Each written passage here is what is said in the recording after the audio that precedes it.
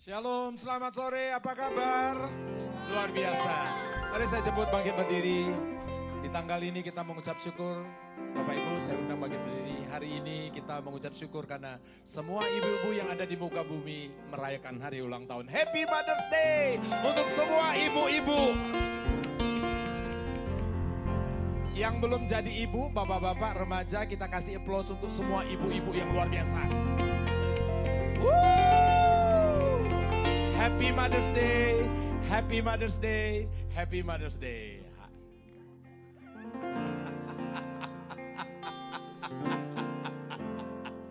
Haleluya, satu duda.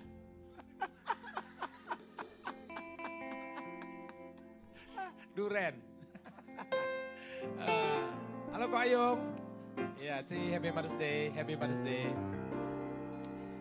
Ya, untuk ibu-ibu yuk kasih salam yuk. Jabatin ibu-ibu, kasih ucapin Happy Mother's Day, Ibu. Happy Mother's Day, Happy Mother's Day, Happy Mother's Day. Ayo kasih salam loh untuk ibu-ibu, Happy Mother's Day, Ibu Tisa, Happy Mother's Day. Wow, ibu-ibu yang luar biasa. Momen tahu kau. Mari kita berdoa. Bapak, kami mengucap syukur sore hari ini bersama dengan orang-orang percaya hamba-hamba Tuhan yang luar biasa. Kami datang menghadap Tuhan, membawa hidup kami, hati kami, korban pujian penyembahan yang kami bawa dari hati kami, cinta kami kepada Tuhan. Engkaulah pemilik dari kehidupan kami. Tanpa Tuhan kami nothing. Kami gak bisa bikin apa-apa kalau Tuhan tidak mengurapi kami. Kami berterima kasih karena hadirat-Mu ada di tengah-tengah kami. Engkau sangat mengasihi kami. Setiap kami jemaat di tempat ini, para pekerja pelayan gembala dikasih, dicintai oleh Tuhan. Kami bersyukur Tuhan. Kami milik-Mu, kami kepunyaan-Mu, dan Engkau akan jadikan kami biji mata-Mu. Tuhan, terima kasih tidak ada lagi yang menghalangi kami untuk bisa menyembah dengan antusias. Sakit, penyakit kah, aniaya kah, penderitaan kah, kesulitan tidak akan menghalangi kami untuk menyembah Tuhan. Alasan kami ada di tempat ini karena kami mengasihi Tuhan. Tidak ada alasan yang lain selain Engkau. Tidak ada yang kami ingini di bumi. Hanya Kau Tuhan, hanya Kau. Mari buka kedua tangan, sembah Dia. Oh Tuhan, Kau hebat. Kau hebat, Kau pelukis kehidupan kami. Bahkan Kau melukis masa depan kami di telapak tangan-Mu Tuhan. Betapa berharganya kami di mata-Mu. Betapa mulianya kami di pandangan-Mu Tuhan. Oh Jesus, Jesus, we love you, we love you. Oh aini Yesus, oh aini Yesus, oh.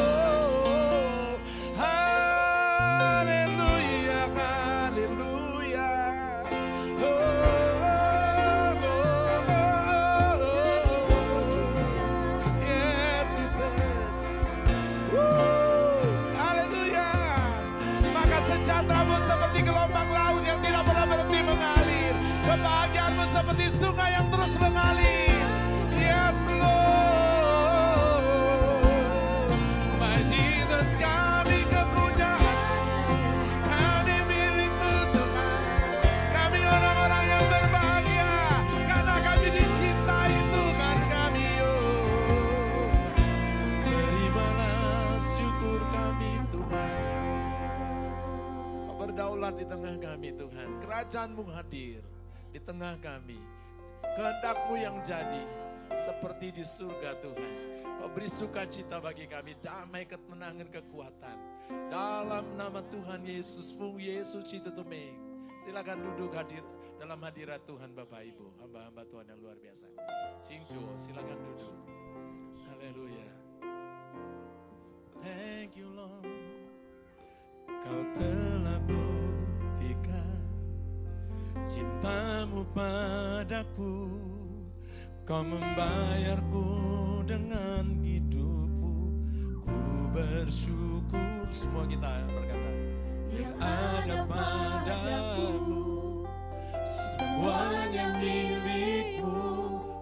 Ku persembahkan seluruh hidupku di mezbah-Mu.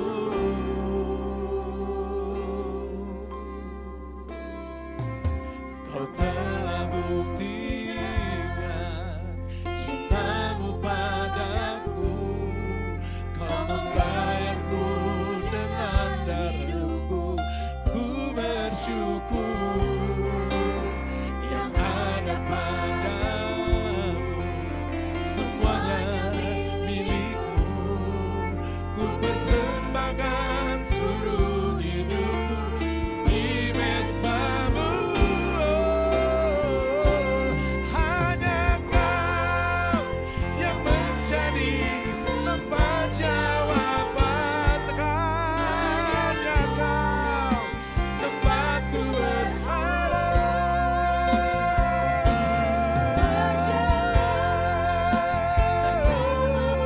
Ku takkan goyah sebab tangan kasih-Mu tersedia bagiku.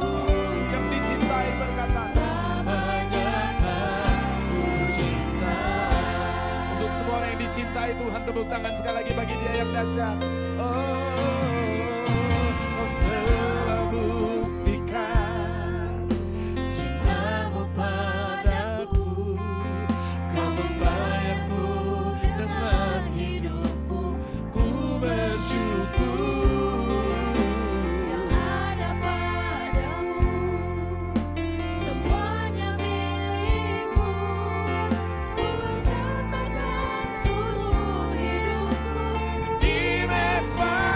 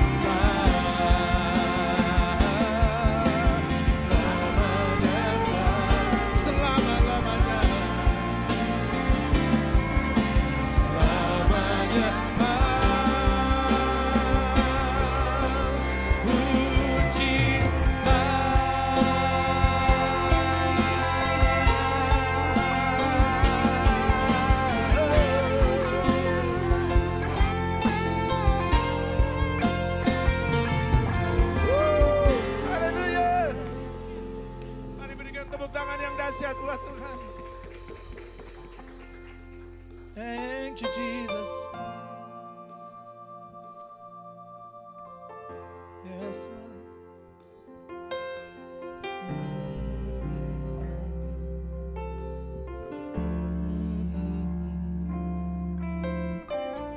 Oh, thank you, Lord.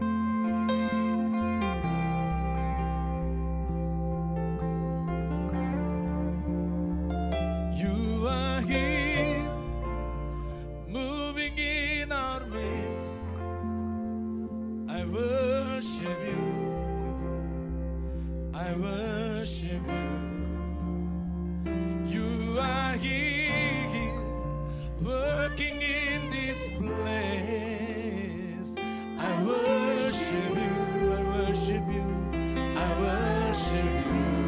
You are waymaker, miracle worker, promise keeper, light in the darkness.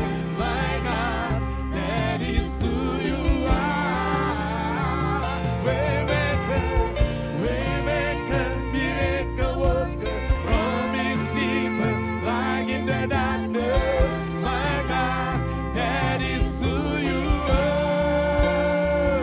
You are here, touching every heart. I worship you. I worship you. I worship you. You are here, healing every heart. I worship you. I worship you. You are here, turning life around.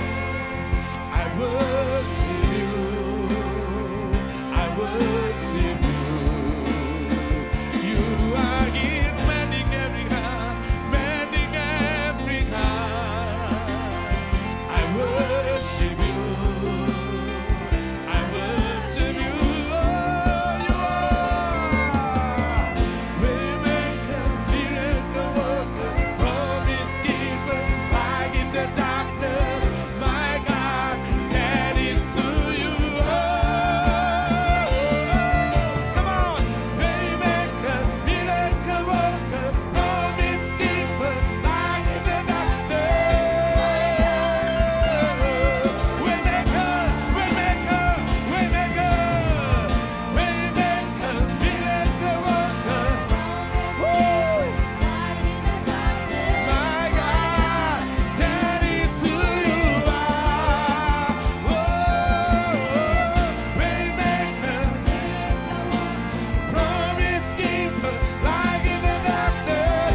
My God, that is who you are. Sing waymaker, waymaker, waymaker, miracle worker.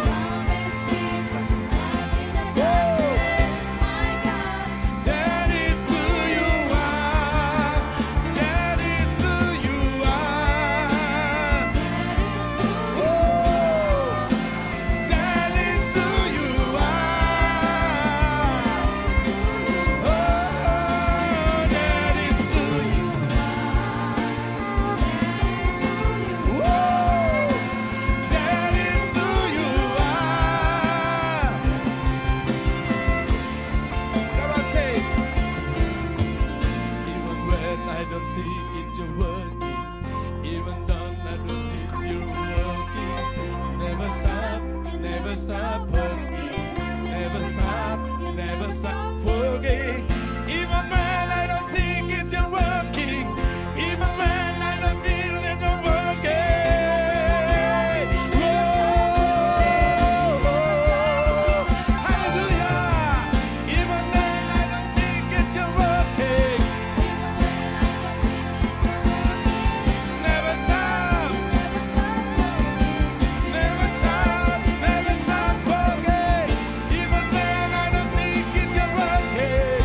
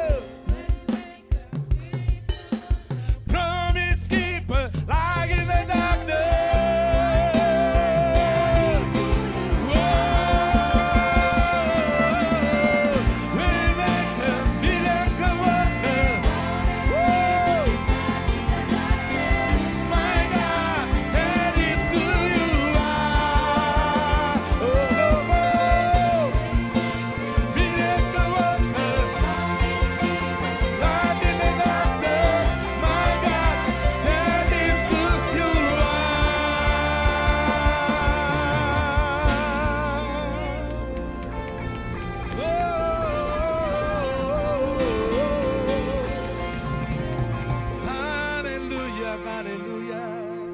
Mari angkat tangan sembah Tuhan. Kuriana lama sandara lama. Dari suyuangamu. Jesus, Jesus. Nyanyikan lagu cinta buat Tuhan.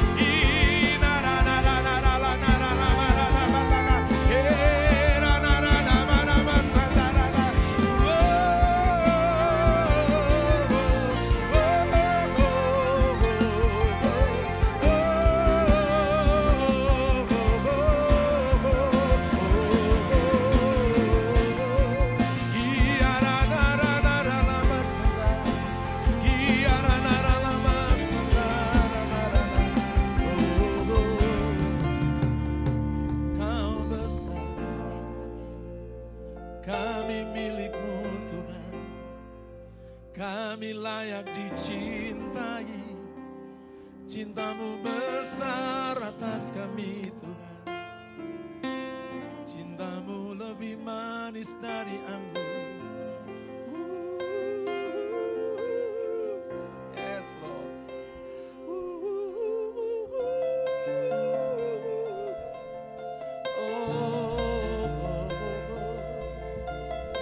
Nyanyikan lagu baru bagi Tuhan. Nyanyikan lagu baru bagi Tuhan. Cakrawala memberitakan perbuatan Tuhan yang besar, yang besar.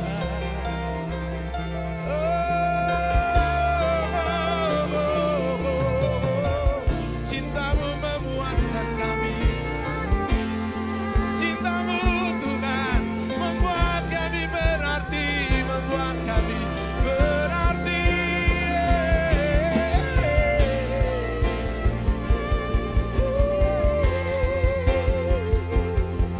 Haleluya. Kau rabataka rababa sandara. Oh rabataka rabasanda rabakarabaka rabarala. Oh rabakataka rabasanda rabataka rababa.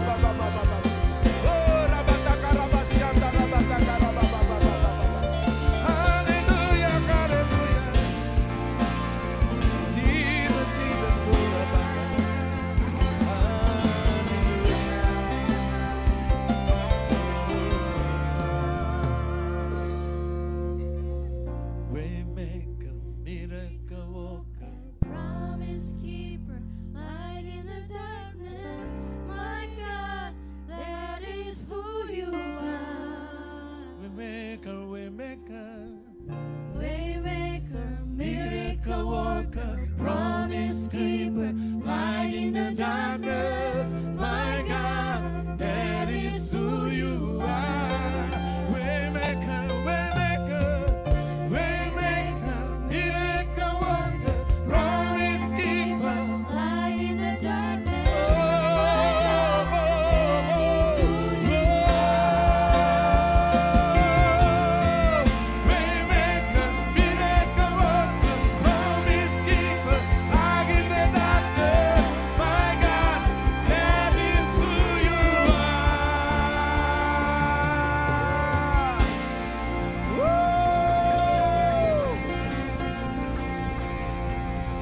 Yang paling keren buat Tuhan. Haleluya. Oh, oh Tuhan, haleluya. Dalam sorak-sorai ada mujizat Tuhan. Dalam sorak-sorai ada kelepasan. Thank you Jesus. Berikan tepuk tangan yang paling keren buat Tuhan Yesus. Haleluya. Semua orang-orang yang dicintai Tuhan kumpul bersama dengan kita. Sekali lagi bagi ibu-ibu yang baru pertama kali hadir atau yang baru saja hadir, saya ucapkan Happy Mother's Day. Happy Mother's Day, Happy Mother's Day. Haleluya, come on.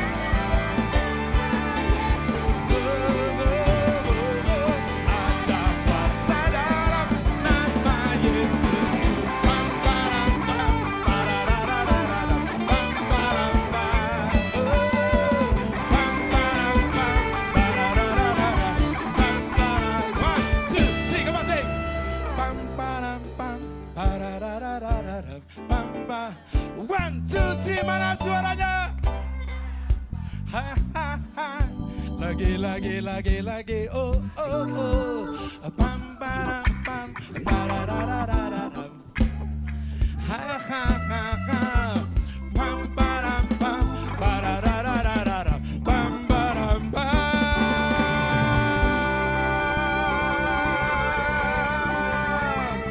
Hey, Jesus, woo. Dari pulau-pulau dan suku-suku, kaum dan bahasa datang menyembah Tuhan.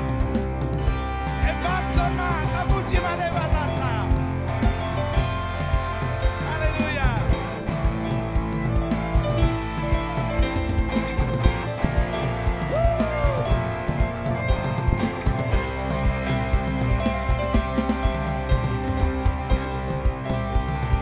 Sekali lagi, come on, say.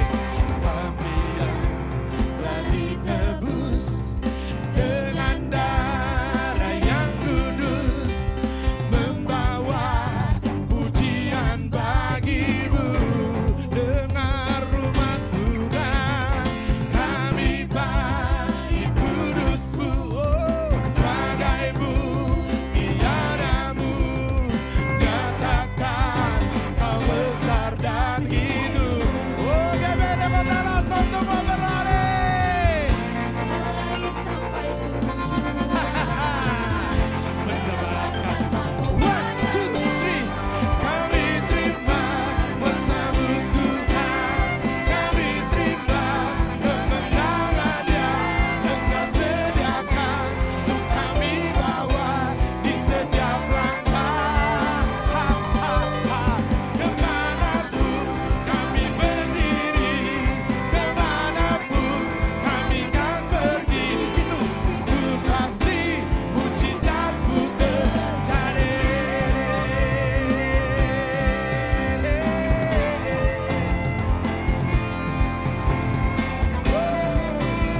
Sekali lagi kami robotan satu suaranya. 1, 2, 3. Kami yang telah ditebus dengan darah yang kudus, pujian bagimu. Oh, kami bait kudusmu sebagai bukti karyamu, nyatakan yang besar. kau besar dan hidup. 1, 2, 3. Berlari Sampai tujuan. mendapatkan mahkota. Mahkota kami terima bersambut Tuhan, kami terima kemenangan yang Engkau sediakan untuk kami bawa di setiap langkah. Dimanapun kami berdiri, kemanapun kami ikut sama, di situ pasti mujizatmu terjadi. Kami terima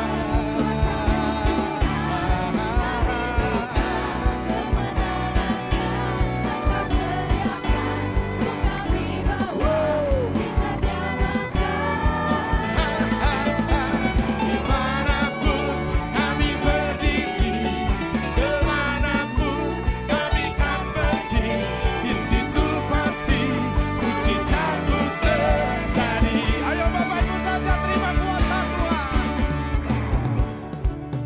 Kuasamu, kemenangan yang Dia sediakan kemenangan besar. Langkah, oh oh oh, kemanapun. Kami berdiri, Amin, amin, amin. kami kan pergi. Katakan di sini. Pasti mujizatmu terjadi. 1, 2, 3, bilang kami terima. Kami terima bersambut Tuhan, kami terima kemenangan yang Engkau sediakan.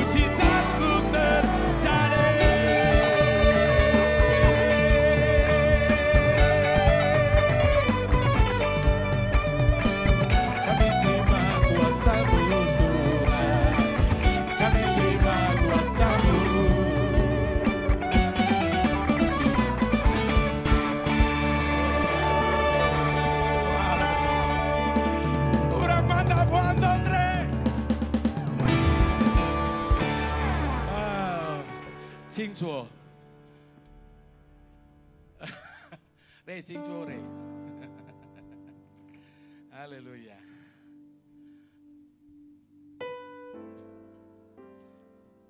Kalau mau Mandarin nanti hari Rabu datang ya, kita nyanyi Cungkoren.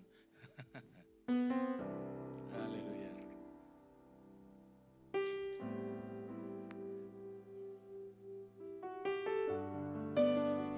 Terima kasih Tuhan.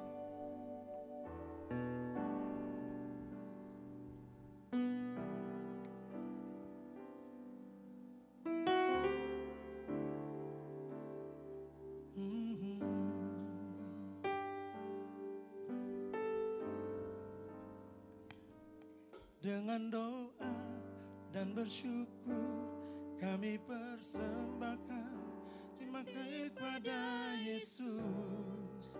Ini Tuhan padamu, kalau bukan karena Tuhan kami tidak ada sampai hari ini. Ini sungguh sebuah kebaikanmu. Lagi katakan dengan doa. Dengan doa dan bersyukur kami berterima kasih pada Yesus. Ini syukur kami kepadamu. Kalau bukan karena Tuhan kami tidak ada sampai hari ini. Sungguh nyata semua kebaikanmu. Semoga kita mengalami kebaikan Tuhan. Tepuk tangan sekali lagi. Oh, kalau bukan Tuhan yang membangun kota, maka semuanya jadi sia-sia. Sebab izinkanlah campur tangan Tuhan, pada musimnya. Sekali lagi, kalau bukan Tuhan. Kalau bukan Tuhan yang membangun kota, maka semuanya jadi sia-sia. Sebab izinkanlah campur tangan Tuhan, Tuhan jadikan indah pada musimnya. Dengan doa dan bersyukur kami berterima kasih pada Yesus. Ini syukur kami kepadamu. Kalau bukan karena Tuhan kami tidak ada sampai hari ini. Sungguh nyata semua kebaikanmu.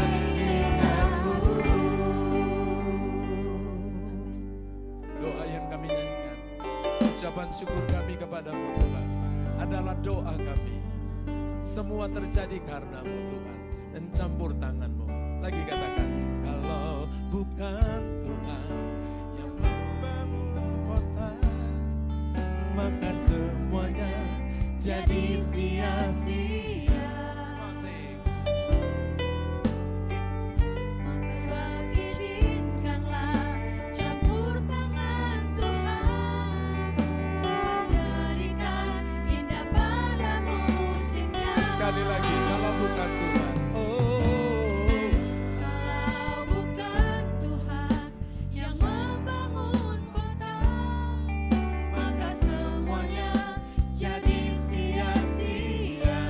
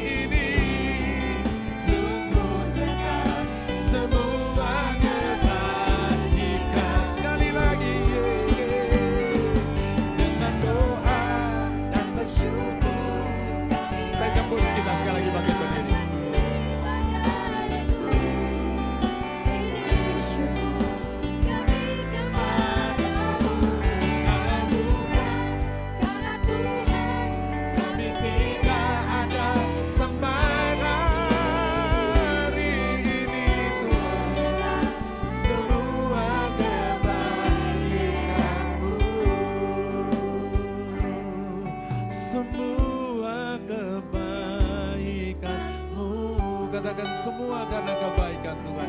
Semua kebaikan-Mu.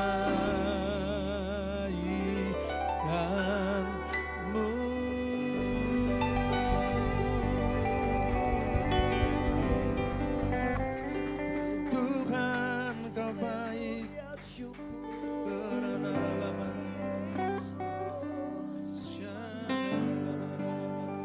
Terima kasih Roh Kudus.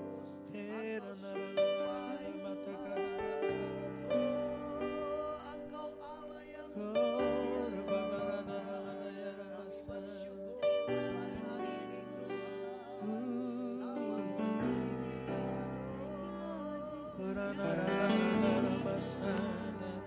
kasih Roh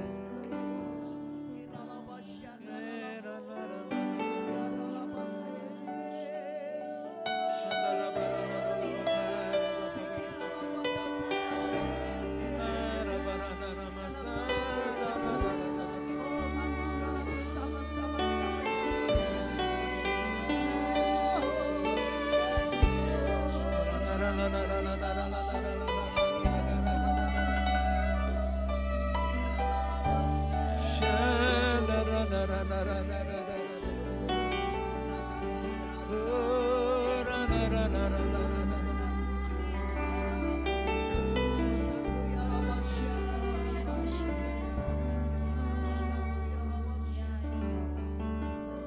Syukur Tuhan, terima kasih ya Tuhan. Kami bersyukur oleh anugerah kasih setiamu yang tidak pernah terbatas. Kasih setia Tuhan yang selalu baru. Oh Tuhan, terima kasih. Anugerah-Mu besar bagi setiap kami anak-anak-Mu Tuhan. Kami bangga punya Allah yang luar biasa. Allah yang sanggup melakukan segala perkara yang besar. Oh Tuhan, Engkau hadir pada sore hari ini. Di tengah-tengah kesibukan kami, di tengah-tengah persoalan kami Tuhan, Engkau tidak pernah tinggalkan kami. Engkau sedang bersama-sama dengan kami ya Bapa. Kami bersyukur kalau kami sudah memuji menyembah-Mu. Kami menaikkan syukur kami di hadapan-Mu Tuhan. Dan biarlah sebentar kalau kami boleh duduk diam seperti Maria mendengar suara-Mu ya Bapa, urapi kami Tuhan. Karena kami mau mendengar, pakai telinga kami, pakai hati kami untuk kami menerima akan kebenaran firman-Mu. Bapak terima kasih, lawat kami yang ada di tempat ini. Sekali lagi Tuhan, sucikan dan kuduskan hati dan pikiran kami. Biarlah pekerjaan Roh Allah boleh ada hadir pada sore hari ini. Bapak terima kasih. Mari Bapak Ibu Saudara yang kasih Tuhan, kita mau siap firman Tuhan. Kita katakan bersama-sama, amin. Beri kemuliaan dulu buat Praise on Worship. Haleluya, luar biasa, amin. Ada 500 di tempat ini, amin. Saya kemarin dikabari kalau minggu di Aston cuman 30-40 sahabat bilang ini lebih dari 500. Beri kemuliaan buat Tuhan. Haleluya, penuh semua. Amin. Tadi pagi juga penuh full, nggak ada tempat kosong. Amin. Ya, karena sudah liburan masuk semua. Kemarin kan masih liburan. Terus saya tadi lihat Andre ini mainannya banyak sekali nih. Ya luar biasa, puji Tuhan. Hari ini kita akan dilayani juga ada Babere. Beri kemuliaan dulu buat Tuhan. Harusnya ada 4 hamba Tuhan di tempat ini. Jadi kita bagi-bagi dari 10 menit. Enggak, ada Pak Luki Saryawan yang sudah menetap di Batam, membantu pelayanan kita bersama Ibu luar biasa. Beri kemuliaan dulu buat Tuhan. Ada hambanya ya, dari Jakarta. Ada Ibu Lia. Saya sudah dengar sekarang sudah melayani ke kota-kota lain untuk menyampaikan firman Tuhan. Beri kemuliaan dulu buat Tuhan. Wow. Ada Febri, ada Pak Hani, ada semua yang ada di tempat ini. Kita semua hamba-hamba Tuhan, amin. Luar biasa. Saya ingin menyampaikan satu ayat aja dari Kisah Rasul 1 ayat 8. Nanti sebentar Pak Rif. Bahwa tema kita pada hari bulan ini adalah power of process of power. Ya, saya itu sampai balik-balik lupa. Kadang saya kan tidak pinter Inggris. Yang penting tujuan hidup saudara dan saya. Katakan amin. Apa sih tujuannya?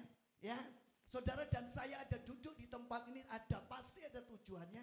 Saya pun dilahirkan di muka bumi, pasti ada tujuannya. Katakan amin. Coba colek kanan kiri. Ada tujuan enggak kamu hidup di muka bumi? Ada tujuannya enggak? Apa cuma tujuannya makan, tidur, kerja, bangun, besok kembali? Harus ada tujuan. Katakan amin. Kita semua mempunyai tujuan. Dan Tuhan memampukan kita ketika kita punya tujuan. Dia pasti memberi kita kuasa. Amin. Kisah Rasul 1 ayat 8 berbunyi demikian. Tetapi kamu akan menerima kuasa kalau Roh Kudus turun ke atasmu. Katakan amin. Kau akan terima kuasa dan kamu akan menjadi saksiku di Yerusalem dan di seluruh Yudea dan Samaria dan sampai ke ujung bumi. Tuhan mau kita semua menjadi saksi. Katakan amin. Bapak Gembala senior bilang, pakai kasutmu, pakailah kakimu untuk mengabarkan Injil. Jangan kau diam tapi beritakan Injil. Puji Tuhan, hari ini saya percaya tujuan saudara dan saya diberikan Tuhan, dimampukan Tuhan untuk kita tetap kuat supaya kita tahu tujuan kita. Karena saudara, percuma kalau tujuan kita hidup di muka bumi ini menjadi sia-sia, pengharapan kita hilang. Kita masih punya tujuan untuk kekekalan. Katakan amin. Pak Roni kemarin bilang orang paling ditakuti adalah mati. Di bumi merem, nanti meleknya di surga. Ya saudara, Pak Roni kemarin bilang gitu. Saya ingat waktu dia khotbah. Saya kemarin dapat penghargaan luar biasa. Bukan khotbah, kesaksian bersama Pak Roni di Raja Wali. Loh saudara, pikir saya terima tamunya kan oke, di luar saya naik Grab dari Tanjung Duren, dari hotel saya Aston ke Kuningan, ke tempatnya Raja Wali nih, Rock Raja Wali. Saudara, saya turun Grab kan muter-muter, kan banyak itu Kuningan kan bagus-bagus itu kok tempatnya. Muter, oh ini salah, oh yang itu ada ibadah, oh itu situ ibadah. Turunlah Grab saudara, yang nyambut anjing herder. Loh, tak pikir yang nyambut itu atau siapa pelayan-pelayan anjing herder. Saya gitu dalam nama Yesus di abu-abu saudara. Padahal saya kan tidak bawa apa-apa. Tas saya kosong, lain kalau di Melbourne bawa makanan dikirim bawa sana. Dan puji Tuhan kami sampai masuk dalam ke gedung gereja luar biasa. Ya Tuhan berkati jiwa-jiwa juga. Saya bersyukur karena apa saudara? Setiap kita tahu tujuan ketika kita beribadah, kita pulang tidak akan sia-sia, tapi kita tahu tujuan hidup kita. Puji nama Tuhan. Saya kembalikan ke Pak Re. Haleluya. Saya satu pesawat loh sama dia, minta dibarengi dia di Sabtu. Makanya tak kasih tugas. Oh berkati. Shalom saudara. Apa kabar Bapak Ibu Saudara? Haleluya, ini supporternya ini kasihan. Pertama terima kasih buat Mak Gembala di tempat ini dan kemudian juga Pak Febri tentunya dan semua hamba-hamba Tuhan. Welcome home juga buat Pak Luki dengan Ibu, juga sahabat saya sini Mr. Parlindungan. Dia tadi nyanyi lagunya ya, Perlindunganku hanya dari Tuhan. Oh gitu ya. Oke, saya tidak berlama-lama, saya minta tolong bahan PowerPoint saya bisa ditampilkan. Saudara yang kasih oleh Tuhan, kalau ada sebuah pertanyaan, apakah peperangan terbesar di akhir zaman? Maka Anda harus tahu bahwa kita sedang tidak memerangi kemiskinan. Oke? Peperangan terbesar kita bukan kemiskinan, peperangan terbesar kita bukanlah sebuah kelaparan, peperangan terbesar kita juga bukan pembunuhan dan sebagainya. Tapi kalau ada pertanyaan yang paling mendasar, maka peperangan terbesar kita adalah budaya. Saudara harus tahu apa itu budaya. Kata culture atau budaya ini muncul dari akar kata cult atau C-U-L-T yang artinya adalah kultus atau pemujaan dan penyembahan. Nah, kalau kita menyembah pribadi yang benar, itu cult yang sesungguhnya. Tetapi ketika seseorang tidak menyembah dengan cara yang benar, maka di depannya akan ada kata okultisme atau penyembahan berhala. Nah, saudara harus tahu bahwa apa yang disebut dengan budaya kerajaan Allah adalah bicara soal penyembahan. Masalahnya gereja hanya menyadari bahwa penyembahan cuma sebatas nyanyian. Padahal di no-name orang nyanyi lebih bagus dari kita. Yang pura-pura nggak tahu.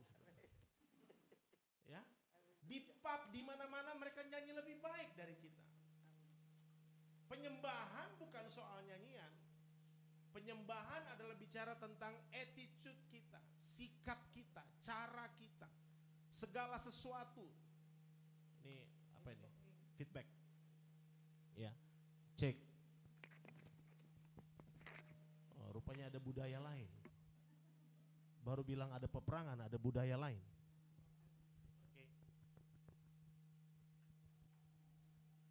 Oke. Oke. Makin kencang. Ada lawatan Tuhan di tempat. Amin, saudara. Oke, ini yang saya mau bagi buat saudara. Bahwa ternyata budaya itu adalah satu sikap seseorang tentang rasa hormat tentang segala sesuatu. Terutama hormatnya adalah kepada, saya nggak usah pakai mic ya. Soalnya mic-nya nggak nyala.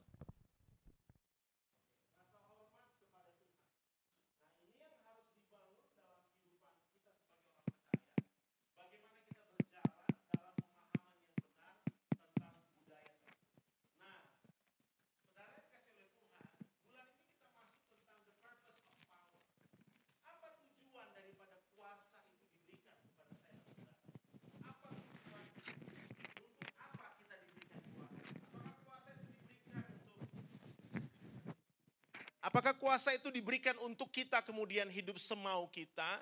Apakah kuasa itu diberikan untuk kemudian kita semena-mena dengan otoritas yang kita miliki? Ataukah ada hal lain dibalik daripada sebuah kuasa yang diberikan? Nah, tentunya untuk aktivasi daripada kuasa itu menjadi hal yang penting untuk saya dan saudara pahami secara bersama. Amin, saudaraku. Nah, saya ingin membuka 2 ayat ini di depan. Enggak bawa banyak ayat supaya saudara bisa fokus. Nah, ayat yang sudah tidak asing bagi kita, ayat ini berkata bahwa di dalam keserupaan dengan Allah, Anda dan saya memerintah. Oke, sekali lagi. Di dalam keserupaan dengan Allah, saya dan saudara memerintah. Oke, tetapi masalahnya kita tidak memerintah di sorga, kita memerintah di bumi. Karena goal daripada kingdom theology adalah bukan masuk sorga. Gak ada yang setuju, rupanya lebih suka masuk sorga, saudara. Saya ulangi sekali lagi. Goal kekristenan kita bukan masuk sorga. Tapi mengenal yang punya sorga lebih penting daripada sorganya. Oke? Jadi saya dan saudara harus mengenal yang punya sorga itu jauh lebih penting daripada sorganya. Sekarang Anda undang saya ke sebuah tempat. Saya datang ke tempat itu tapi saya nggak kenal siapapun di tempat itu. Pertanyaan saya, adakah akses yang bisa diberikan kepada saya untuk masuk ke tempat itu? Nggak ada.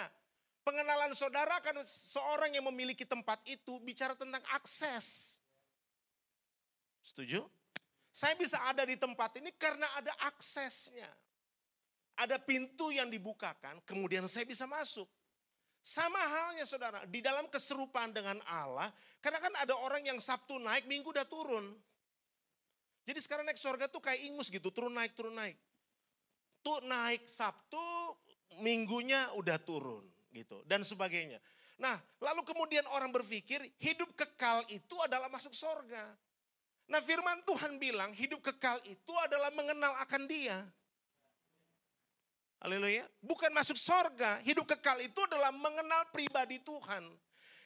Itu jauh lebih penting dari segala sesuatu. Nah, firman Tuhan bilang begini, bahwa di dalam keserupaan dengan Allah, Anda dan saya memerintah. Saudaraku dengar baik, memerintah di mana? Di bumi. Siapa yang kita perintah? Bukan manusia. Yang kita perintah adalah ciptaan yang lain. Tumbuh-tumbuhan, tanaman, hewan, dan segala sesuatu planted yang ada di muka bumi ini. Bukan manusia untuk Anda dan saya kuasai. Nah, saya ingin kita belajar untuk memahami dulu bagian ini. Karena kalau kita mengerti, saya dan saudara tidak akan menjadi orang yang takut untuk mengambil keputusan.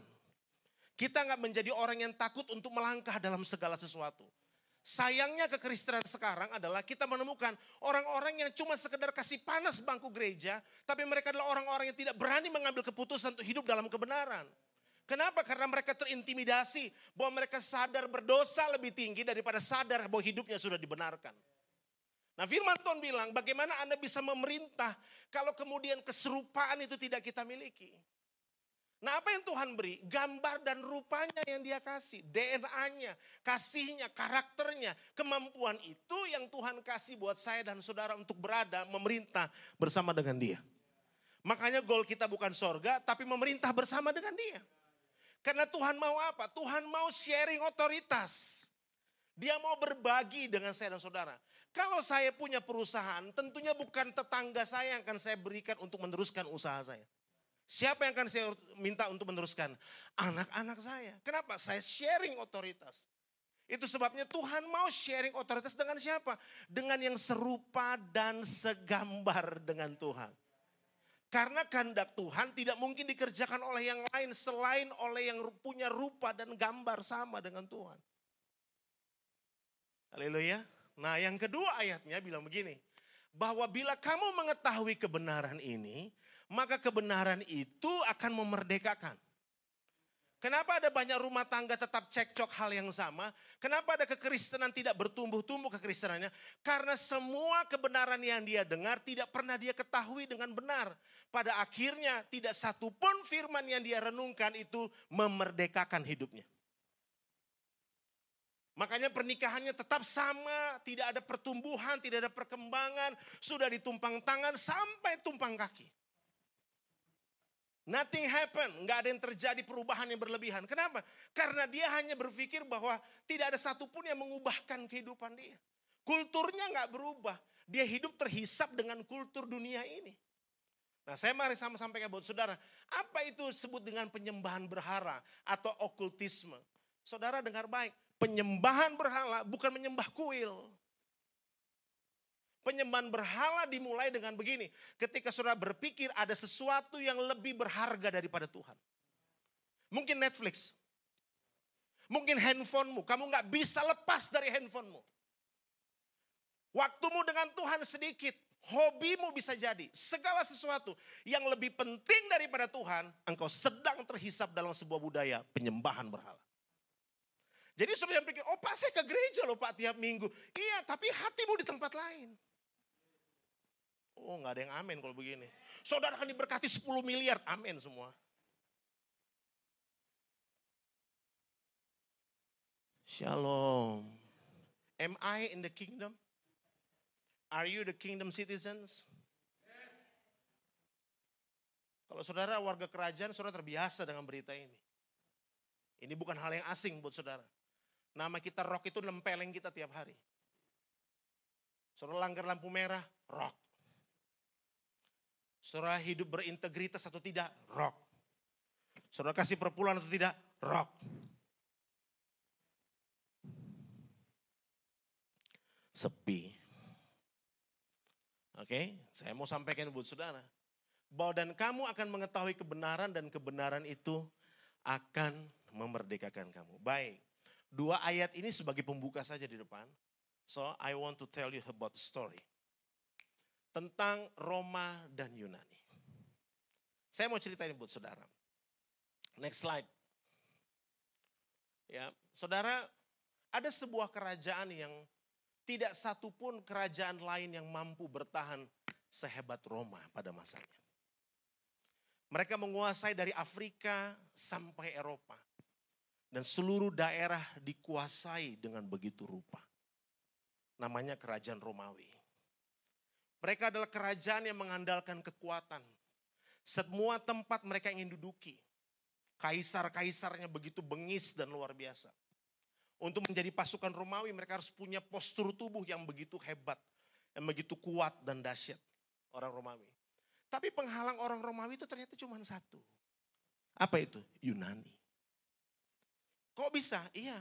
Yunani tidak punya kekuatan seperti Roma. But they are the great thinker. Yunani adalah orang-orang yang hebat dalam pemikiran. Oke, saya sebut saja. Socrates, Aristoteles, Plato. Mereka adalah orang-orang hebat di Yunani. Sehingga apa yang Roma lakukan? Roma menyerbu Yunani, dia hancurkan semua kecuali perpustakaan Yunani. Kenapa saudara? Karena semua ide-ide humanity, ide-ide tentang hebat bagaimana rule the world itu ada dalam perpustakaan Yunani. Maka kemudian Roma mengadopsi semua ilmu dari Yunani untuk mereka bisa kuasai dunia. Dalam kekuatan mereka Roma, tapi dalam pemikiran mereka Yunani. Oh, dahsyat saudara. Mereka coba kuasai semua, mereka coba rule over everything. Mereka coba kuasai.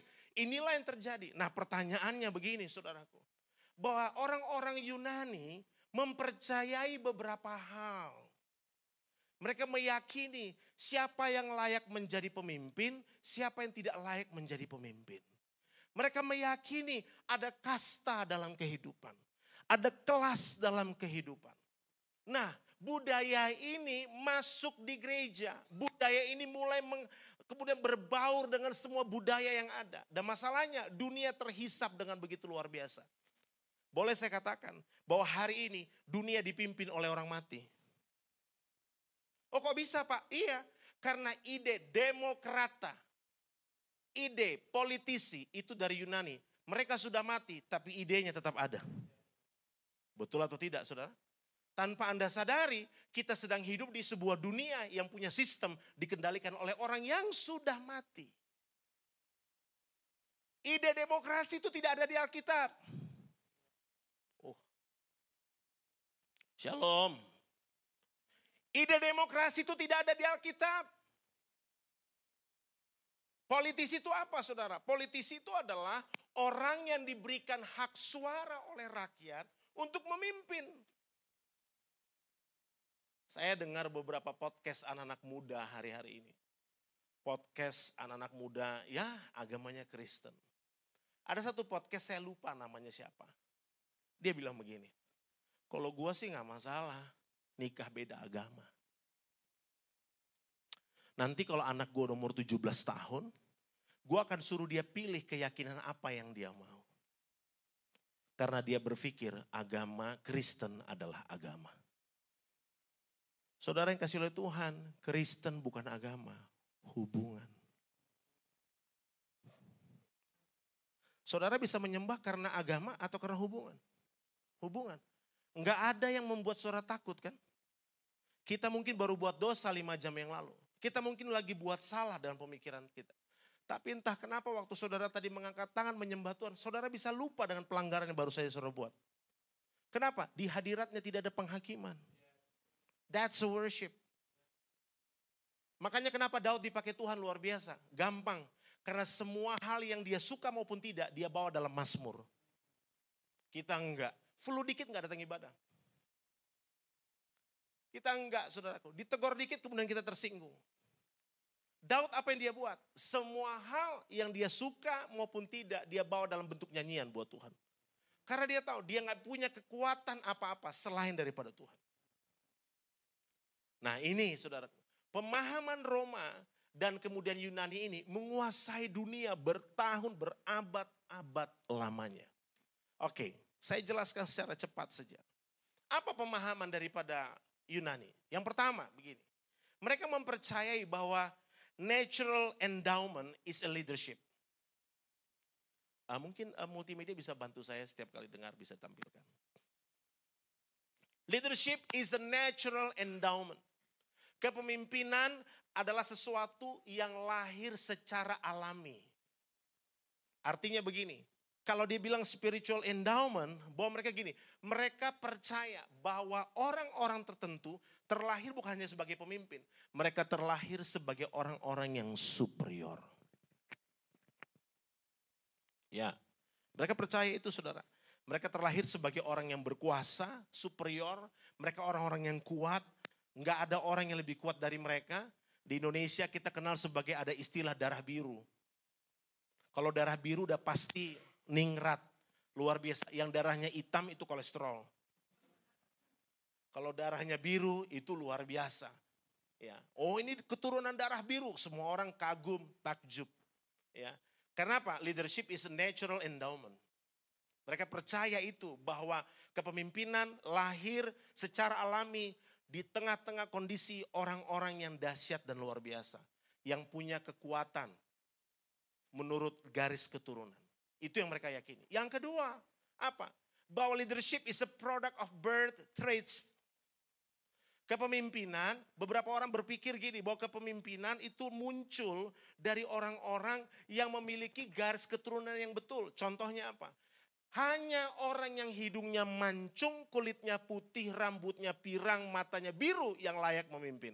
Yang modelnya sawo busuk begini, yang hidungnya lebih besar daripada lobangnya, gak cocok jadi pemimpin. Makanya ketika Roma menaklukkan bangsa-bangsa, mereka buat kelas orang-orang kulit hitam hanya sebagai slave. Orang-orang Asia tidak punya kekuatan apa-apa selain orang-orang Bavarian. Orang-orang yang memang terlahir dengan begitu luar biasa. Mereka punya kekuatan, kemampuan yang begitu hebat. Ini yang dipercayai oleh orang-orang Yunani.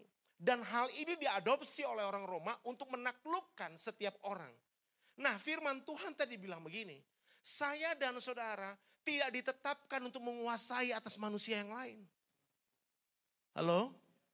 Amin? Saudara dan saya tidak ditetapkan untuk berkuasa atas manusia. Enggak.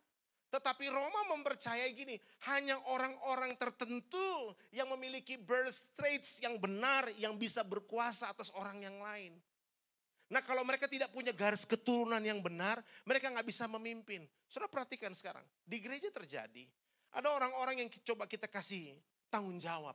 Kamu bisa loh, jangan saya nggak sekolah teologi, jangan saya nggak mampu, nanti dululah, inilah, itulah, dan sebagainya. Dengar baik, too much excuse, there is a disobedience.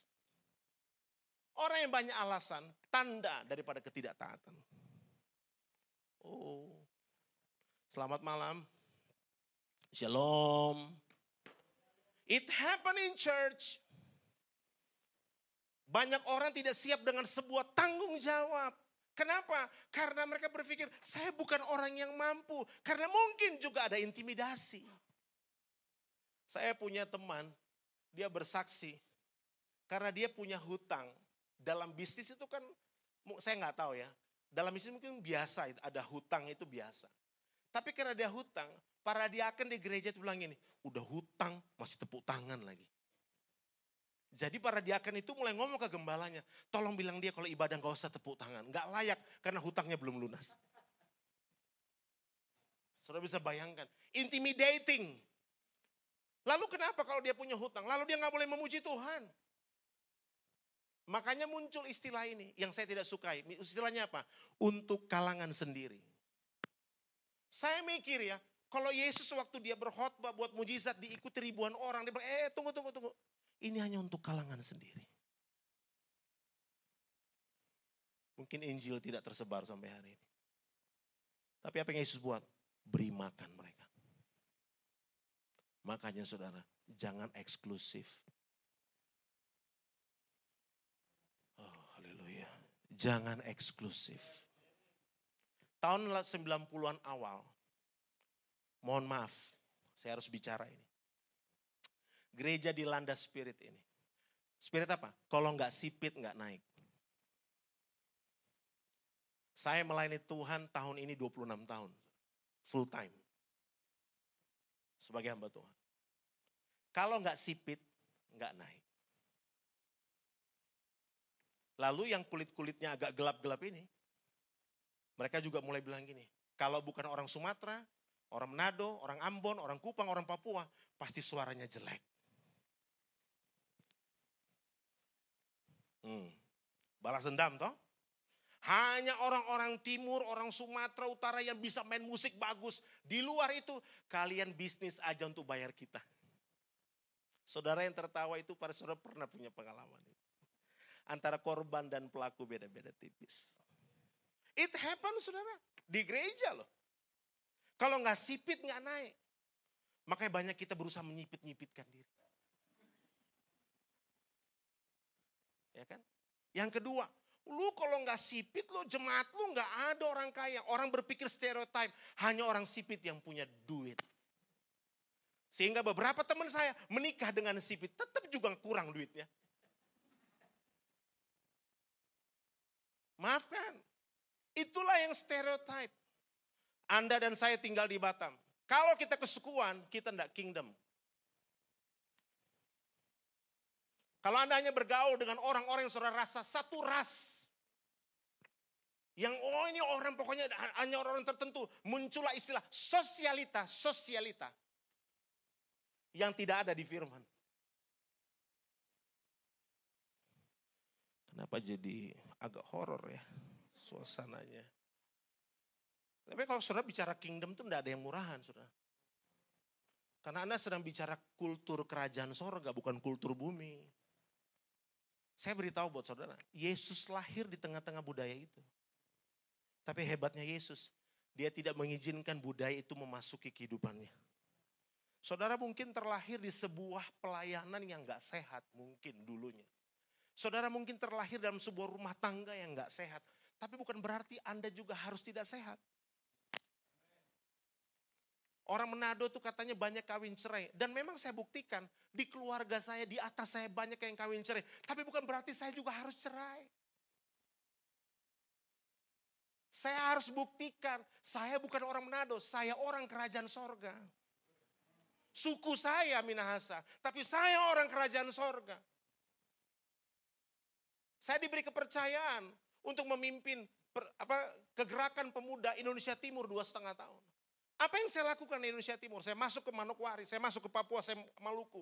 Dan semuanya. Cuman satu, saya mau bilang gini, jangan pernah ada stereotype bahwa orang Timur itu kalau ke Jakarta cuman jaga-jaga tanah. Jadi satpam. Orang Batak ya Pak, oh pasti tambal ban. Oh pasti pengacara. Seolah-olah orang Jawa gak boleh jadi pengacara. Dari mana ini semua? Great idea. Ini ada di gereja, saudara. Saya baru pulang dari Vietnam untuk kasih sebuah seminar tentang culture. Ada seorang pembicara yang diundang. Dia adalah orang yang cukup terkenal di Vietnam. Pembicara saya dari Filipina, lalu kemudian dari Vietnam, Kambodia. Dia nggak datang. Tapi anehnya, dia kirim mata-mata. Untuk lihat acara itu seperti apa jalannya.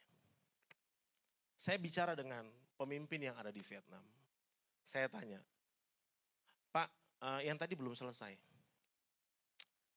Saya tanya buat dia, kenapa dia nggak datang? Iya Pak, tapi dia kirim mata-mata. Karena gaya komunis itu seperti itu.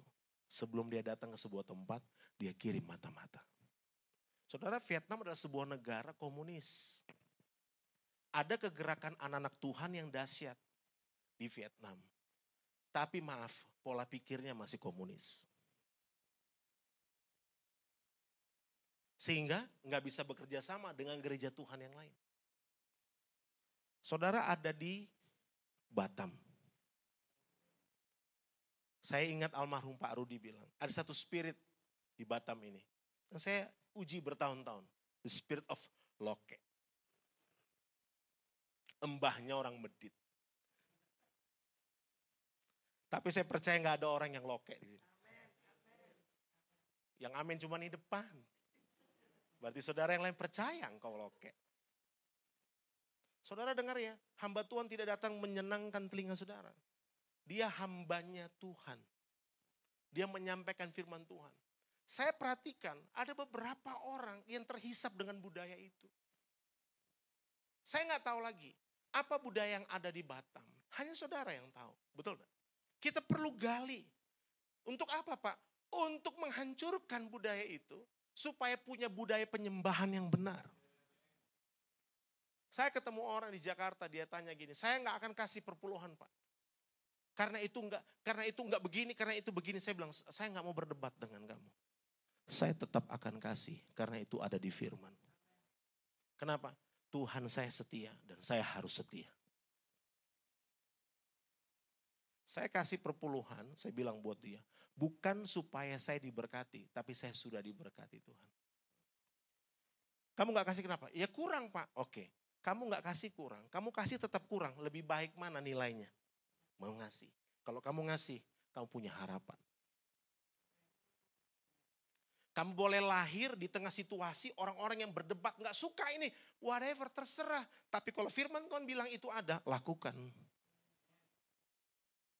Oh Pak, saya susah mengasihi, saya susah mengampuni Pak. Karena dia terlalu banyak hal yang gak enak yang saya alami, yang dia lakukan buat saya. Terserah, Alkitab bilang, barang siapa yang tidak mengampuni, dia tidak akan diampuni. Firman yang bilang. Jadi ikuti apa yang Alkitab bilang, bukan apa yang saudara dan saya mau. Amin saudara. Ini yang sebenarnya yang harus coba saya dan saudara kerjakan. Lalu apa? Bahwa leadership is a product of providence. Dia tersedia seperti William dan Harry dalam kerajaan Inggris. Semua sudah ada, bangun tidur sudah ada yang siapin bajunya, siapin sarapannya dan semua. Mereka percaya bahwa kepemimpinan itu harus semua udah ada baru dia berjalan. Tapi yang orang gak percaya begini, setiap daripada kita, Christ in you, the hope of glory.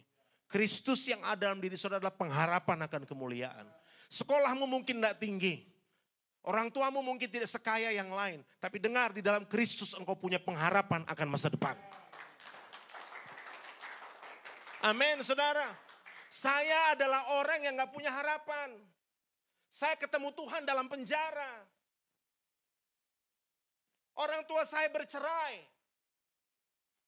Gak mungkin model begini, karoseri kayak begini jadi pendeta. Gak mungkin, tapi di dalam Tuhan gak ada yang tidak mungkin. Jadi kalau orang yang seperti saya Tuhan bisa pakai, apalagi saudara yang unyu-unyu dan imut-imut. Anda bisa lebih dipakai Tuhan asal saudara mau. Asal saudara gak punya mentalitas, jangan saya lah Pak, belum waktunya. Iya, kau gak pernah tahu 5 menit lagi masih hidup apa enggak. Jangan saya Pak, saya gak bisa, saya gak tahu mau buat apa. Saudara dengar baik, Tuhan yang memampukan Anda dan saya, bukan kemampuan kita.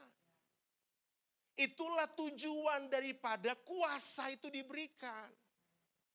Kuasa itu diberi buat saudara, bukan untuk saudara nikmati sendiri.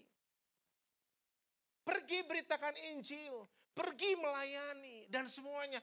Saudara, di Jakarta ada gereja yang gini. Mereka hanya boleh jadi singers kalau berat badannya itu tidak lebih daripada 50 kilo. Tentu saya nggak lulus. Karena berat saya hanya 51 kilo. Ya kan, saya cerita sama Pak Arifin. Saya bilang, Dad, nggak boleh. Terus Mami Vivi bilang gini, puji Tuhan ya. Di rock itu pemimpin pujian dan singernya semua ukurannya dari XL sampai XXXXXXL. Dia lupa, makin besar perut seorang pembicara, makin besar diafragmanya. Dia nyanyi makin bulat. Suara makin tinggi, oh dodo, goncang dunia. Kalau dia goyang, sedap. Haleluya. Amin saudara. Berita baik yang berat badan sama dengan saya. Haleluya. Tuhan pakai kita bukan berdasarkan berat badan. Ada sebuah gereja yang besar lagi. Wah ribuan, lagu rohaninya terkenal. Mereka bilang gini, gak apa-apa gak tepuk tangan, gak apa-apa gak nyanyi. Yang penting sudah ada yang wakilkan. Saudara harus tahu ada 3 hal yang gak bisa diwakilkan. Pertama kematian. Wakilin saya dong, kamu mati duluan. Gak bisa. Kedua apa? Pernikahan. Kamu bisa wakilkan saya untuk menikah. Jangan saya, kamu yang jadi suaminya. Kalau dia cocok gimana? Yang ketiga, penyembahan tidak bisa diwakilkan. Oh dia lahir di tengah-tengah. Saya lihat mereka nyanyi. Kayak orang kalah judi. Gak ada harapan. Orang kalau ketemu Tuhan, dia gak bisa tahan dirinya berekspresi. Setuju gak? Waktu Barcelona cetak gol. Dan Lionel Messi memenangkan Piala Dunia. Ini kesempatan saya ini. Saya harus pakai baik-baik. Supaya semua Madrista dengar di tempat ini. Saudara harus dengar baik-baik ini. Waktu Lionel Messi kalah. Ini hanya ilustrasi. Kalah dari satu pertandingan dia bilang, oh ini fraud, tipuan. Nggak ada pemain hebat tapi nggak pernah memenangkan. Dia hanya belajar untuk merendahkan dirinya. Dan tidak pernah ribut dengan apa yang orang beritakan. Saya beritahu saudara, begitu dia menang Piala Dunia. yang bersuara bukan cuma Argentina, seluruh dunia. Kenapa? Sederhana, karena fans. Setuju dong? Yang gak suka Messi, yang where is Messi, tiba-tiba menjadi pakai baju Argentina. Kenapa? Ada nilai. Saudara, orang bisa tolak kita gak? Bisa. Tapi orang gak bisa tolak kebenaran yang keluar dari diri kita. Setuju? Orang boleh gak setuju dengan saudara. Tapi orang gak bisa tolak kebenaran yang keluar dari hidup. Karena kebenaran yang keluar dari hidup saudara itu gak bisa ditawar-tawar. Orang gak cocok dengan kita gak apa-apa, gak semua harus cocok. Yesus juga ditolak kok. Tapi kebenaran yang keluar dari hidup orang benar itu dahsyat. Culture ini saudara yang saya pikir harus kita miliki. Ini mentalitas berikutnya, charismatic personality. Oh, orang-orang yang keren gitu. Oh, kalau dia kemudian penampilannya luar biasa, dia cocok jadi pemimpin. Padahal nggak seperti itu. Tapi itu yang terus ditebarkan. Makanya gini, pada waktu model ini muncul, jajahan Roma bilang apa saudara? Kamu boleh terlihat, tapi tidak boleh terdengar. Dia bilang apa? Kamu boleh terlihat, tapi kamu tidak boleh terdengar. Bukankah banyak orang seperti itu sekarang? Udah kamu di situ aja, tapi gak usah bersuara. Kenapa? Karena kalau dia bersuara, dia bisa menceritakan pribadi sesungguhnya yang ada dalam dirinya. Amin, Bapak Ibu Saudara. Itulah tujuan daripada budaya itu diberikan. Nah, saya kembali ke cerita Vietnam. Lalu saya sampaikan di seminar yang cuma 1 hari full day itu. Saya beritahu buat mereka, kamu boleh tinggal di negara yang tidak mengenal Tuhan. Tapi kalau kamu kenal Tuhan, jangan tahan dirimu untuk berbuat sesuatu di negara ini. Tadi Mak Ruth sampaikan ayat Kisah Rasul 1 ayat 8, kan jadi martir kan. Saudara kalau ikut Tuhan gak berani mati buat kedagingan, saudara ikut siapa? Orang yang ikut Tuhan, dia berani mati buat dagingnya supaya kehendak Tuhan terlaksana. Saya kaget saudara, beberapa hari lalu saya dikabari. Mereka bersepakat untuk bikin street worship di alun-alun komunis Vietnam. Mereka nyanyi. Karena mereka gak tahu gimana caranya menyebarkan kingdom culture.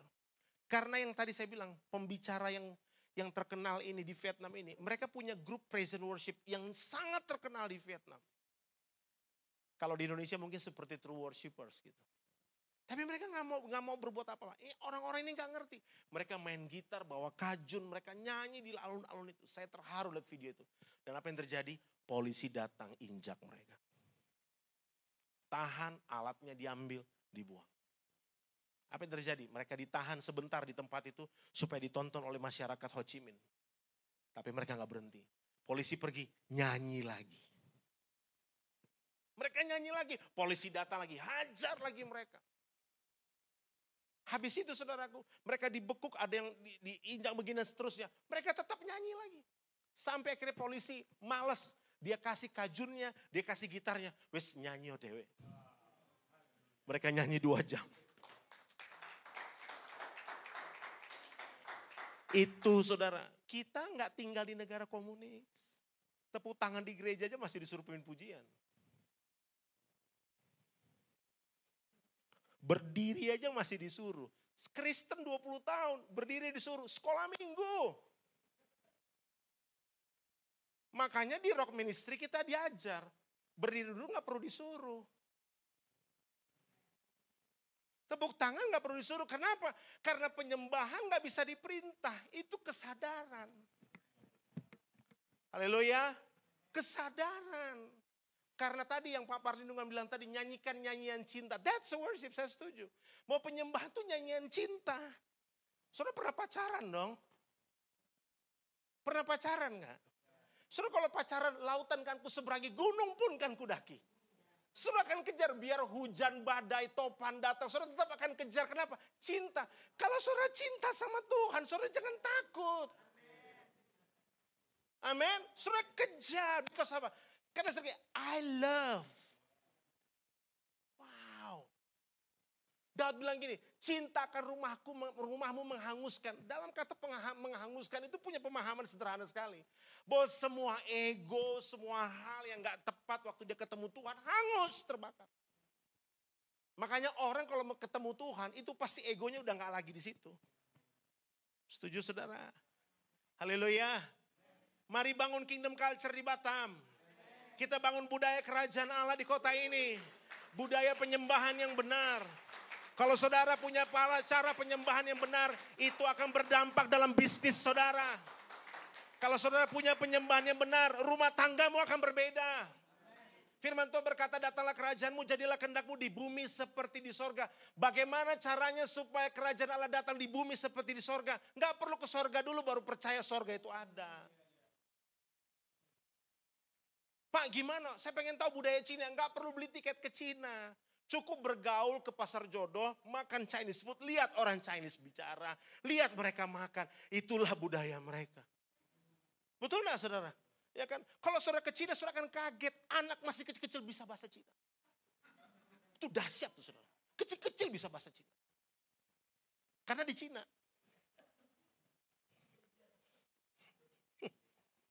Ya kan? Jadi kalau saudara mau tahu budaya sorga, Anda gak perlu naik ke sorga dulu baru percaya. Waktu dibilang bumi penuh kemuliaan, bukan bumi penuh dengan tepuk tangan. Maaf. Makanya beri kemuliaan itu bukan tepuk tangan. Beri kemuliaan itu artinya gini, hidupmu yang penuh dengan karakter Tuhan, kualitas ilahi. Saudara sedang pertontonkan di dunia ini. Bahwa saudara boleh hadir, lahir di tengah-tengah keluarga yang kurang baik. Lahir di tengah-tengah keadaan yang bercerai. Lahir dalam keuangan yang kurang tepat. Lahir mungkin di negara yang kurang mendukung saudara. Tapi engkau tetap harus bisa berbeda. That's a culture. Itu tujuan daripada kenapa kuasa kerajaan itu diberi buat saya dan saudara. Lanjutkan. Makanya yang harus saya dan saudara awasi adalah ini. Hati-hati dengan mentalitas ini. Mentalitas Romawi. Ingin menguasai manusia yang lain. Istri-istri tunduk pada suami. Gitu. Karena suruh tunduk pokoknya apapun harus dengar suami. Mau gak benar harus dengar. Ini salah. Makanya banyak istri jadi tanduk bukan tunduk. Di sini gak ada. Amin, saudaraku. Kenapa? Karena Tuhan gak mau itu. Next. Saya akan tutup dengan beberapa hal. Yang pertama begini. Kalau begitu Pak, berarti kerajaan Romawi gak bisa dikalahkan pada waktu itu. Betul. Gak ada satupun kerajaan yang bisa mengalahkan. Tapi Romawi dapat dikalahkan dari dalam diri mereka. Lewat apa? Immorality. 14 kaisar, 12-nya homoseks. 14 kaisarnya, 12 homoseks. Mereka mengumbar hawa nafsu mereka dengan begitu luar biasa. Apa yang dapat menghancurkan? Pertanyaannya gini, berarti kerajaan Allah, budaya kerajaan Allah dapat dihancurkan atau tidak? Nggak bisa. Tapi kerajaan Allah bisa tidak terlihat lewat hidup saudara. Karena apa? Karena hawa nafsu. Hawa nafsu. Bukan cuma bicara seks, tapi ingin menguasai, ingin berkuasa. Ada orang-orang yang rela menghabiskan uangnya begitu banyak untuk sesuatu hal yang tidak ada hubungannya dengan kebenaran. Kenapa? Hawa nafsu. Dan akhirnya kerajaan Romawi terpecah menjadi kerajaan-kerajaan kecil. Dari Franco atau Prancis, Espanyol jadi Spanyol, Portugal itu adalah Portugis, dan Anglo-Britain adalah Inggris. Dan cara yang sama mereka pakai. Kekuatan Romawi, tapi dalam pemikirannya Yunani. Apa yang mereka buat? Mereka kirim kapal-kapal ke seluruh dunia. Mereka taklukkan bangsa-bangsa. Dan mereka mulai buat strata demi strata. Ada orang-orang tertentu yang layak jadi pemimpin. Ada orang-orang tertentu yang gak layak menjadi pemimpin. Saya beritahu buat saudara. Kita layak tidaknya yang menentukan, bukan manusia. Amin, saudaraku. Yang menentukan Tuhan. Saya lihat ketemu banyak orang dipakai Tuhan luar biasa. Mereka hanya orang biasa, hanya seorang ibu rumah tangga. Gak punya keahlian apa-apa. Yang dia punya cuma satu, hati yang mengasihi Tuhan. Saya ketemu anak muda, terlahir dengan keadaan yang tidak memungkinkan, gak bisa buat apa-apa. Tapi waktu dia punya mentalitas kerajaan, dia dipakai Tuhan luar biasa. Dan ada banyak saudara bisa lihat hari-hari ini. Nah, maksud saya begini, kalau Anda bisa saksikan hal tersebut, mari jangan berhenti cuma menyaksikan. Hiduplah dalam apa yang saudara lihat itu. Hiduplah dalam kebenaran itu. Karena apa? Karena kalau saudara nggak mengerti tentang hal ini, kita akan gagal untuk melihat bagaimana cara Tuhan menguasai kehidupan manusia. Dan yang paling akhir, ini terakhir saudara. Biasanya yang terakhir orang suka. Bangun-bangun udah terakhir, puji Tuhan. Haleluya. Filosofi itulah dasarnya melahirkan ideologi. Tapi ideologi itu saudaraku nggak bisa berdiri sendiri. Mereka butuh justify dari teologi. Nah, hal ini dipakai oleh agama. Makanya kita selalu bahaskan bahwa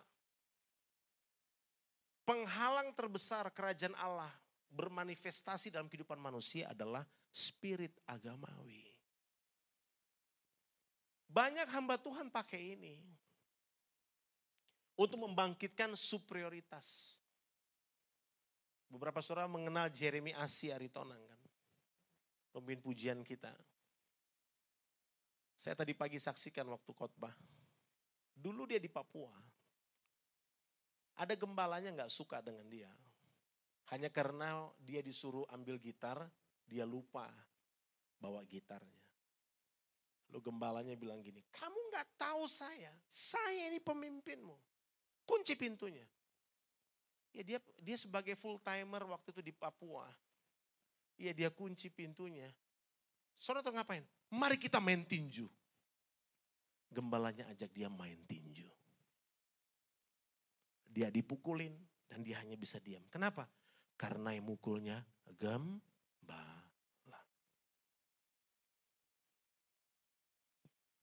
Ayat yang dipakai banyak untuk membenarkan pemahaman yang dia miliki.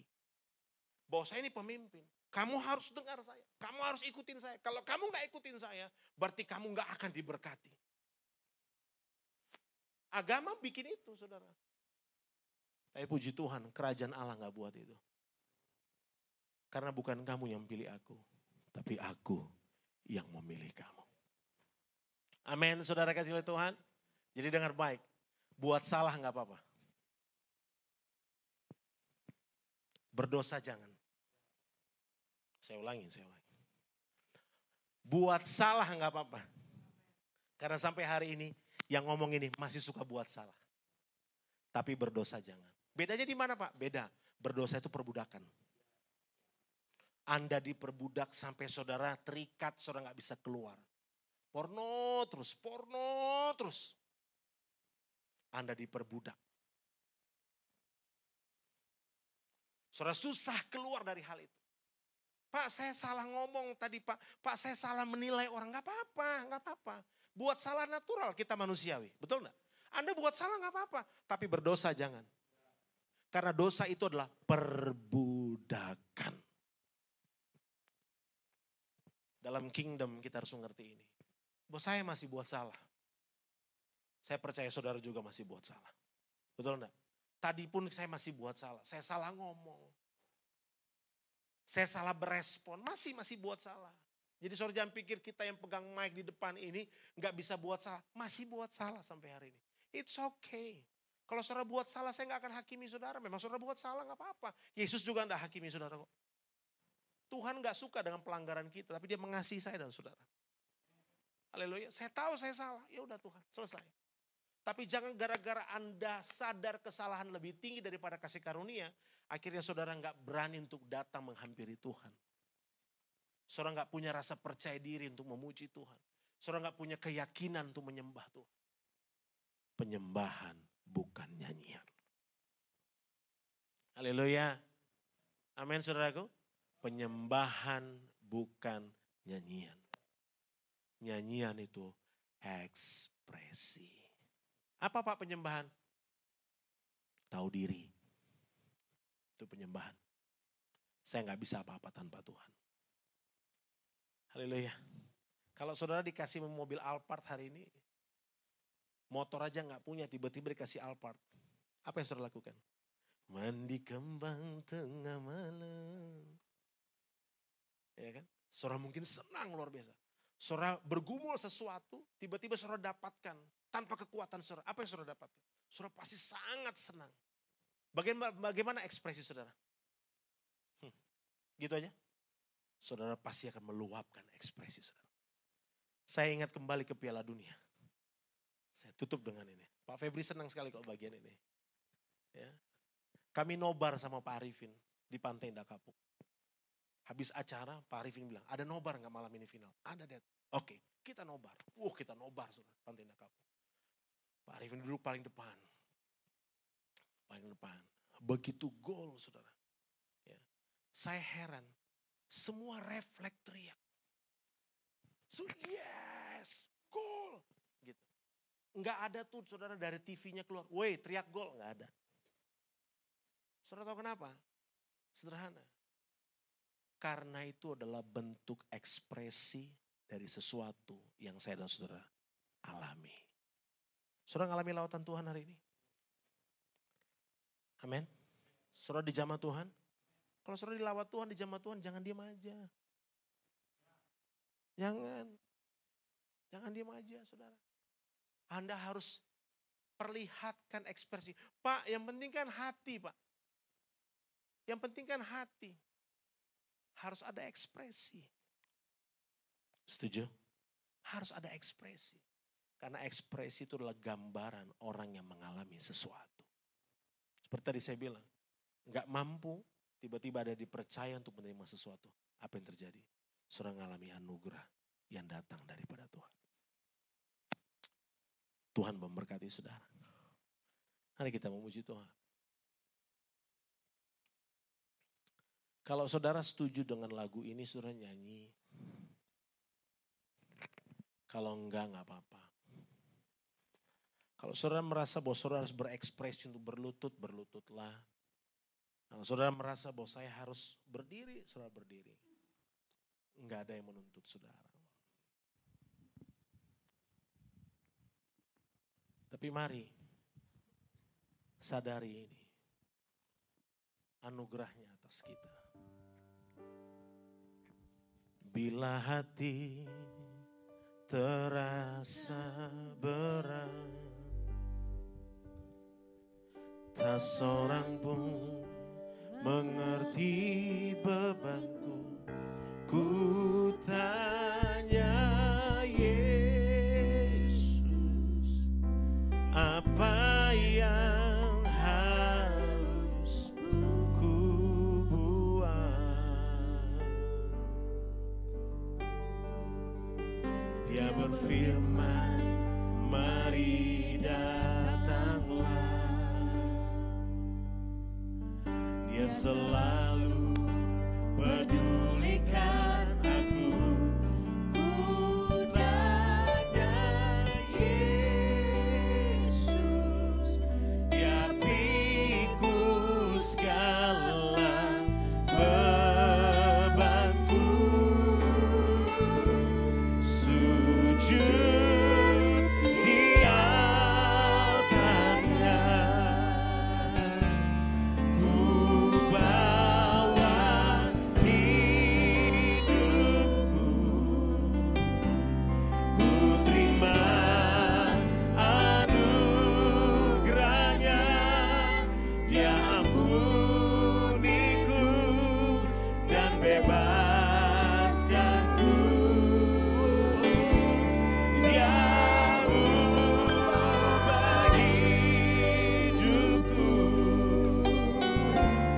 baharui hatiku.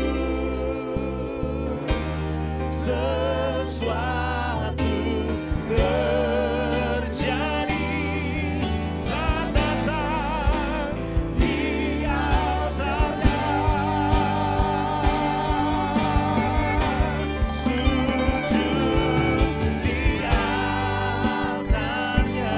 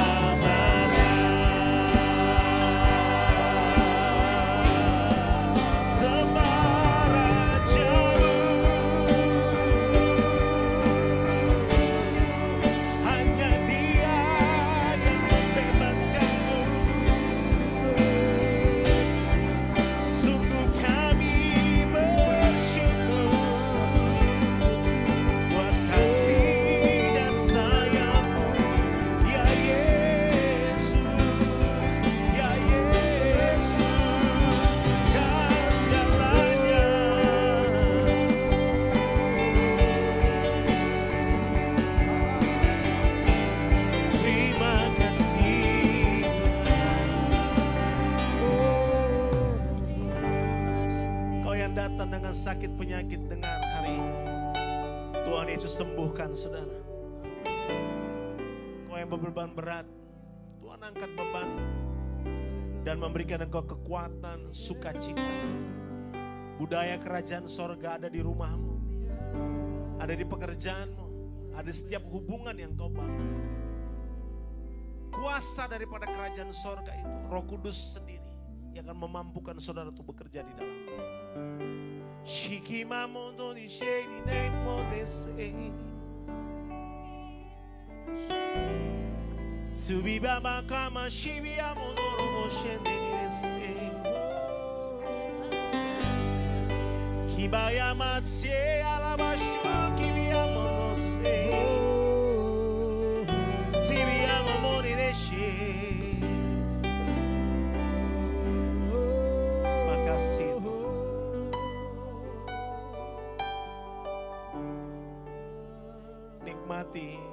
Nikmati saudara. Kau sedang menyembah pribadi yang dahsyat. Tuhan jamah. Yes Lord, yes Lord, yes Lord, yes Lord.